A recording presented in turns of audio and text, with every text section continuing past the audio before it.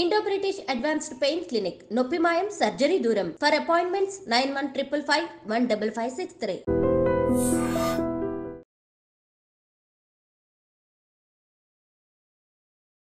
నమస్తే, welcome to I dream. నేను ఝాన్సీ. అయితే గ్రూప్ 2 ప్రిలిమ్స్ అయిపోయాయి, మెయిన్స్ ఎగ్జామ్స్కి అంతా సిద్ధమవుతున్నారు. మరి గ్రూప్ 2కి ఇంకెలా మంచిగా ప్రిపేర్ అవ్వచ్చు, ఇంకెలా మార్క్స్ స్కోర్ చేసుకోవచ్చు, ఈ విషయాలన్నీ ఈరోజు డిస్కస్ చేద్దాం. ప్రస్తుతం అంతా ఉన్నారు ఎపిటోమీ ఐఏఎస్ అకాడమీ హిస్టరీ ఫ్యాకల్టీ, ఇంకా నిపుణ కాలమిస్ట్ సురేష్ కుమార్ గారు. నమస్తే అండి. నమస్తే అండి. సో గ్రూప్ 2 మెయిన్స్ వచ్చేస్తుంది, ఏపీపీఎస్సీ గ్రూప్ 2 వచ్చేస్తుంది. సో అంటే స్టూడెంట్స్కి మీరు ఇచ్చే టిప్స్ ఏంటి? ఏ సబ్జెక్ట్ ఎక్కువ కాన్సన్ట్రేట్ చేస్తే వెయిటేజ్ పెరిగే అవకాశం ఉంటుంది? ప్రిపరేషన్ ఇంకా ఎలా వేగవంతం చేయొచ్చు ఈరోజు చెప్పండి. అంటే థింగ్ ఏంటంటే ఆల్రెడీ ఈ ఏపీపీఎస్సీ గ్రూప్ 2 అనేది బేసిక్గా 2 స్టేజెస్లో ఉంటుంది సెలెక్షన్. అంటే ఫస్ట్ ఒకటి ప్రిలిమినరీ ఎగ్జామినేషన్ అనేది, తర్వాత మెయిన్స్ ఎగ్జామినేషన్, ఆ తర్వాత ఒకటి సిపిటి ఎగ్జామ్, కంప్యూటర్ సంబంధించిన స్కిల్స్ టెస్ట్ ఒకటి ఉంటుంది. సో అది పెద్ద కాకుండా ఆల్రెడీ ప్రిలిమినరీ ఎగ్జామినేషన్ అనేది కంప్లీట్ అయిపోయింది. సో ఇప్పుడు థింగ్ ఏంటంటే ఫిబ్రవరిలో 2025 ఫిబ్రవరిలో మెయిన్స్ ఎగ్జామినేషన్ ఉంటుంది. ఈ మెయిన్స్ ఎగ్జామినేషన్లో మనకు 2 పేపర్స్ ఉంటాయి. థింగ్ ఫస్ట్ మనకి ఎందుకంటే ఎగ్జామినేషన్ ప్యాటర్న్ అవగాహన ఉంటేనే మనం ఈజీగా ఇంకెక్కువగా అంటే మనం ఎలా ప్రిపేర్ అవ్వాలనేది ఎక్కువ తెలుసుకోవచ్చు. సో ఇందులో 2 పేపర్స్ ఉంటాయి, paper 1, paper 2. Each paper carry 150 questions, 150 marks. So ఇలా మనకు 2 పేపర్స్ ఉంటాయి. 300 మార్క్స్ మనకు మెయిన్స్ ఎగ్జామినేషన్ అనేది ఉండడం జరుగుతుంది ఏపీపీఎస్సీ గ్రూప్ 2కి సంబంధించి.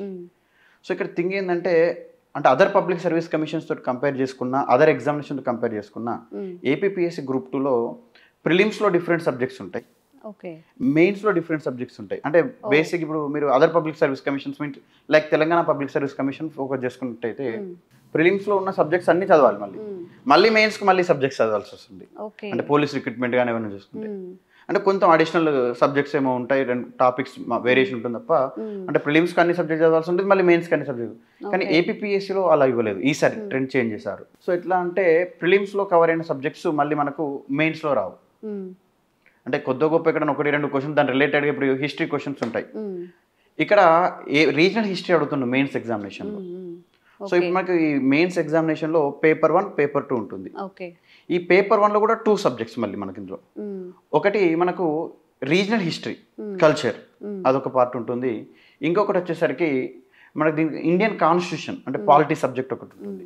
ఇందులోనే మళ్ళీ ఇది 150 అంటే దాని నుంచి మనకు ఒక 75, ఇక్కడ నుంచి ఒక 75, 2 టాపిక్స్ అన్నట్టు, 2 సబ్జెక్ట్స్ అన్నట్టు. దాని తర్వాత నెక్స్ట్ మనకు పేపర్ 2లో వచ్చేసరికి థింగ్ ఏంటంటే ఒకటి ఎకానమీ పేపర్ ఉంటుంది, అది రీజనల్ పేపర్, రీజనల్ ఎకానమీ ఉంటుంది, అదేవిధంగా ఇండియన్ ఎకానమీ ఉంటుంది. దాని తర్వాత మనకు సైన్స్ అండ్ టెక్నాలజీ పార్ట్ ఉంటుంది. అంటే ఇలా కంప్లీట్గా 4 టాపిక్స్ నుంచి మనకు మెయిన్స్ ఎగ్జామినేషన్ ఉంటుంది. అంటే మిగతా సబ్జెక్ట్స్ అయితే సార్ మనకు కాంపిటేటివ్ ఎగ్జామ్స్ అనగానే చాలా మంది కరెంట్ అఫైర్స్ ప్రిపేర్ కావాలి, జాగ్రఫీ ప్రిపేర్ కావాలి. ఎందుకంటే ఇప్పుడు ఆల్మోస్ట్ ఈ సెషన్కి అటెండ్ అయ్యేటువంటి ఆస్పిరెంట్స్ ఎవరైతే ఉన్నారో వాళ్ళందరూ కూడా మాక్సిమం ప్రిలిమ్స్ క్వాలిఫై అయిన వాళ్ళు ఉన్నారు. నెక్స్ట్ ప్రిపరేషన్ కోసం వచ్చే వాళ్ళు కూడా ఎక్కువ ఈ సెషన్కి అటెండ్ అవుతూ ఉంటారు ఐ థింక్. సో వాళ్ళంటే వీళ్ళందరికీ ఆల్రెడీ సిలబస్ సీట్ పైన ఒక అవగాహన ఉంటుంది. ఈ మెయిన్స్ ఎగ్జామినేషన్లో కొంతమంది అభ్యర్థులు ఎందుకంటే 1:100 రేషియోలో మెయిన్స్ క్వాలిఫై చేశారు, అందరికీ అనట్లేదు. కొంతమంది అభ్యర్థులు ఎట్లా అంటే ఏదో ప్రిలిమ్స్ క్వాలిఫై అయిన వాళ్ళు ఉంటారు, వాళ్ళకి సిలబస్ సీట్ పైన అవగాహన ఉండదు. వాళ్ళు ఏం చేస్తారంటే కరెంట్ అఫైర్స్ ఉంటుంది కావచ్చు అని ఒక ఓవర్లుక్లో అంటే కొన్ని టాపిక్స్ చూస్తూ ఉంటారు. కొంతమంది, అందరి గురించి కాదు నేను థింక్ ఏంటంటే. సో వాళ్ళు ఏంటంటే ఫోకస్ చేసుకోవాలి, ఫస్ట్ ఒకసారి సిలబస్ షీట్ క్లారిటీగా చూస్తే అంటే ఉన్నటువంటి టైం కూడా చాలా లిమిటెడ్గా చాలా తక్కువ ఉంది. ఆల్మోస్ట్ ఇంకా మనకు 1.5 month అట్లా ఉంది. ఫిబ్రవరి 23 మెయిన్స్ ఎగ్జామినేషన్ ఉంది కాబట్టి. సో ఈ టైంను ఎవరైతే ప్రాపర్గా యూటిలైజ్ చేసుకుంటారో వాళ్ళు ఖచ్చితంగా సక్సెస్ కాగలుగుతారు. ఈ టైంని ఎలా బ్యాలెన్స్ చేసుకోవాలి అంటే థింగ్ ఏంటంటే ఇప్పటికీ చాలా డిలే అయిపోయింది మెయిన్స్ ఎగ్జామినేషన్. ఎందుకంటే గవర్నమెంట్ చేంజ్ అవ్వడము, అంతకుముందు స్టూడెంట్స్ నుంచి కూడా కొంచెం అడ్జస్టేషన్ అంటే question paper prelims examination tough వచ్చిందని చెప్పేసి చాలా ఇష్యూస్ వల్ల మళ్ళీ దాన్ని 1:100 క్వాలిఫై చేయాలని చెప్పేసి గవర్నమెంట్తో కొద్ది రోజులు ప్రొటెస్ట్ చేయడము. ఆ తర్వాత అప్పుడు ఉన్నటువంటి గవర్నమెంట్, ఏపీ గవర్నమెంట్ అప్పుడు ఉన్న గవర్నమెంట్ దీన్ని 1:100 తోటి ప్రిలిమ్స్ క్వాలిఫై చేయడము, మెయిన్స్ డేట్స్ ఇవ్వకపోవడము. దీంతో అంటే చాలా లాంగ్ అయిపోయింది. ఇప్పుడు ఈ అంటే లైక్ తెలంగాణలో ఏ విధంగా జరిగిందో ఏపీలో కూడా అలానే లాంగ్ ప్రొసీజర్లో ఉంది గ్రూప్ 2 అనేది. సో ఇప్పుడు మనకు కొత్తగా రీసెంట్గా పబ్లిక్ సర్వీస్ కమిషన్ చైర్మన్ కూడా అపాయింట్ అయిన తర్వాత దీని డేట్స్ అనౌన్స్ చేశారు. సో ఇంకొక 45 daysలో ఆల్మోస్ట్ అటు ఇటు మనకు ఎగ్జామినేషన్ ఉంటుంది. ఇప్పటి నుంచి ఎవరైతే ఇప్పటివరకు కూడా సీరియస్గా ప్రిపేర్ కానటువంటి ఆస్పిరెంట్స్ ఇక నుంచి 45 days ఎవరైతే క్వాంటిటేటివ్గా కాదు క్వాలిటేటివ్గా చదివితే అంటే ఎందుకంటే ఇప్పటికి మనం ఫోకస్ చేసుకుంటే చాలా వరకు ఏంటంటే ఆస్పిరెంట్స్ సబ్జెక్ట్ ఎక్కువ ఉంది కదా అని చెప్పేసి టకా అన్ని సబ్జెక్ట్స్ చదవాలి ఉద్దేశంతో ఏంటంటే దేని మీద ప్రాపర్ కాన్సన్ట్రేషన్ ఉంటే వాళ్ళ బుక్లో పేజెస్ కంప్లీట్ అయితే తప్ప వాళ్ళకు గుర్తుండేటువంటి అవకాశం తక్కువ ఉంటుంది. అందుకోసం క్వాంటిటేటివ్ కాకుండా మనకు క్వాలిటేటివ్గా చదవండి. చదివిన దగ్గరికి ఏదైనా సరే పాయింట్ కొంచెం క్వాలిటేటివ్గా చదివితే ఈజీగా సక్సెస్ కాగలుగుతారు. ఈ 45 days కొంచెం ప్రాపర్గా మనల్ని మనం ప్లాన్ చేసుకుంటే, మన షెడ్యూల్ మనం ప్లాన్ చేసుకుంటే ఖచ్చితంగా సక్సెస్ కాగలుగుతాం. ఇప్పుడు ఈజీ పాయింట్స్ ఇప్పుడు థింక్ చూసుకుంటే మనకు ఇప్పుడు పాలిటీ సబ్జెక్ట్ ఉంది. బేసిక్స్ పైన ఎక్కువగా మనకి ఇండియన్ కాన్స్టిట్యూషన్ పైన బేసిక్ క్వశ్చన్స్ అడుగుతుంటారు. కాన్స్టిట్యూషన్ అమెండ్మెంట్స్ యాక్ట్ పైన ఎక్కువగా క్వశ్చన్స్ అడుగుతుంటారు. అవి ఎందుకంటే రెగ్యులర్గా మనం చూస్తుంటాం. ఇప్పుడు లైక్ ప్రైమ్ మినిస్టర్ గురించి అడుగుతూ ఉంటారు, సో రాజ్యసభ గురించి అడుగుతూ ఉంటారు రెగ్యులర్గా చూసుకుంటే. అది మనకు కాన్స్టిట్యూషనల్ అసెంబ్లీ రాజ్యాంగ పరిషత్ గురించి అడుగుతూ ఉంటారు. సో ఇవన్నీ మనం ముందు చూసిన ఈ లోక్సభ సిస్టమ్, ఈ పార్లమెంటరీ సిస్టమ్, కాన్స్టిట్యూషనల్ బాడీస్, ఇవన్నీ మనం చూస్తుంటాం. సో మన కళ్ళ ముందు జరిగేటువంటి ఇన్సిడెంట్ కాబట్టి ఇది ఈజీగా గుర్తుంటుంటుంది. ఇంకొక థింగ్ ఏంటంటే వీళ్ళకు ఇప్పుడు రీజనల్ హిస్టరీ అనేది పొలిటికల్ హిస్టరీ ఎక్కువ మంది ఆస్పిరెంట్స్ చదువుతుంటారు. పొలిటికల్ హిస్టరీ కాకుండా ఇందులో కల్చర్ నుంచి ఎక్కువ కడుతుండ్రు. అంటే ఆనాటి సోషియో ఎకనామిక్ కల్చర్ ఏ విధంగా ఉంది. ఇప్పుడు చాలా మంది ఆస్పిరెంట్ ఏంటంటే హిస్టరీ చదువుతున్నారు. ఇప్పుడు రీజనల్ హిస్టరీ ఉంది. అందులో ఏమంటే హిస్టరీ అనగానే రాజుల యుద్ధాలను చదువుతుంటారు. హిస్టరీ అంటే రాజుల యుద్ధాలు అనేది ఒకటే పార్ట్ కాదు, అది హిస్టరీలో ఒక పార్ట్ మాత్రమే. కంప్లీట్ హిస్టరీ అనేది రాజుల యుద్ధాలు కాదు.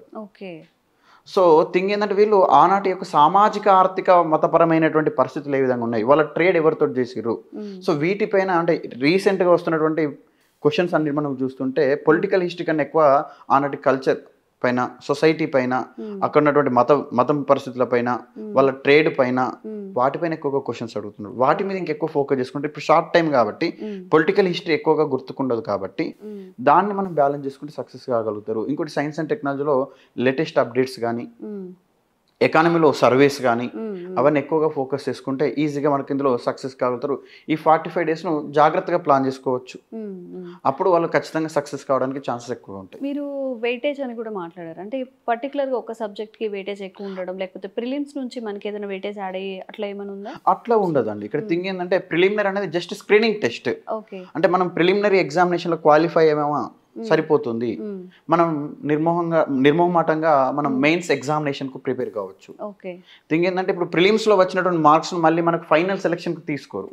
జస్ట్ అది క్వాలిఫైయింగ్ ఎగ్జామినేషన్ మాత్రమే. అంటే ఎవరైతే ప్రిలిమ్స్ లో క్వాలిఫై ఉంటారో వాళ్ళు మాత్రమే మెయిన్స్ రాయగలుగుతారు తప్ప మనకి థింగ్ ఏంటంటే ప్రిలిమ్స్ లో వచ్చిన వెయిటేజ్ ను మెయిన్స్ కు వెయిటేజ్ గా తీసుకోరు. సో ఎప్పుడైతే ఇప్పుడు మెయిన్స్ మార్క్స్ ఏవైతే ఉంటాయో వీటిని మాత్రమే మనకు తీసుకోవడం జరుగుతుంది. ఓకే అండి, థ్యాంక్ యూ. థ్యాంక్ యూ అండి.